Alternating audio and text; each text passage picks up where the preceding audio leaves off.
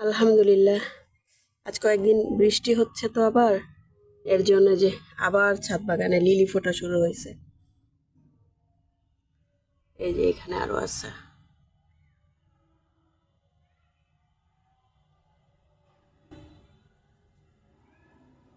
এই যে কলি আছে।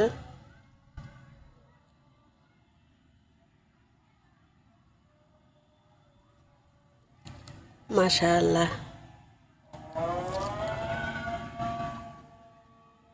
সন্ধ্যার আজান দিয়ে দিছে। দেখেন কত কিউট, এগুলো আমার কাছে কিউট লাগে, সুন্দর লাগে না, মানে সুন্দর বললে মনে হয় যে ভালো লাগে না।